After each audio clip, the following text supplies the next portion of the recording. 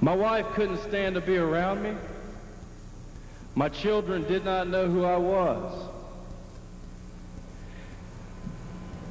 I was on workman's comp that year, making next to nothing. And in that same year, my mom committed suicide. Everything that could have gone wrong in somebody's life went wrong that year. And when I saw how easy it was for my mom to take her own life, I couldn't help to think how easy it would be to take my life as well. And if it wasn't for the eerie thought of my children sometime in the future asking my wife the horrible question, why did Daddy do it? Didn't he love us? Satan had built such a wall around my life. My life was filled with bitterness and hatred.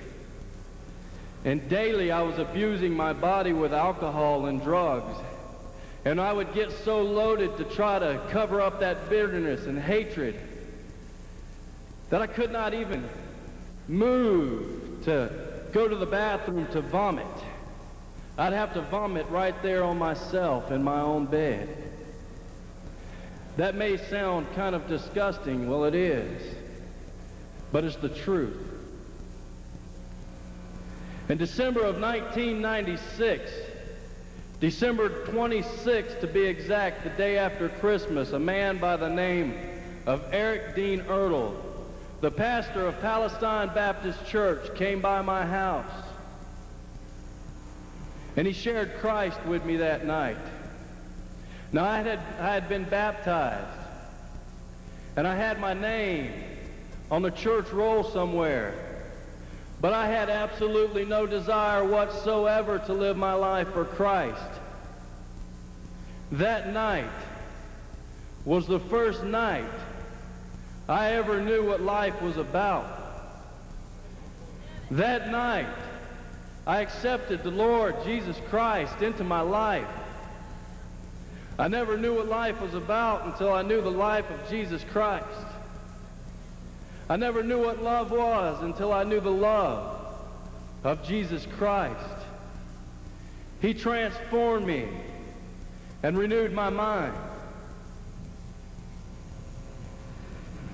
People think, for some awful reason, that the ultimate punishment is to go to hell. But I'm here to tell you tonight that the ultimate punishment is not to spend an eternity in hell, but the ultimate punishment is to spend one moment without the love of Jesus Christ. There is nothing like it in the world. If you do not know him, my friend, you know nothing at all. I can't help but to think, when I look at the events that took place this past week of those two young children who gunned down innocent victims, I cannot help but to think how many born-again Christians was around them daily, but did not take the time to share Christ with them. And how easily this event could have been avoided. And how easily many more tragedies can be avoided if we stop being cowardly Christians and get out of our comfortable churches and get out onto the streets. Because a man came over to my house the day after Christmas and he took the time to share Christ with me. Satan had built up that wall so high that I could not see light. And Christ did not have to march around my wall 7 times to tear it down. All he had to do was speak the word, and it was torn down. And now I see the light. If you do not know Christ, if you are out there and you feel hopeless, there is hope. If you think there is nothing out there for you, there's something there for you.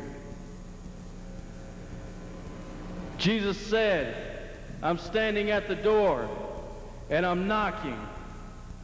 All we have to do is open that door and invite him in. I thank you for your time. Thank you, brother.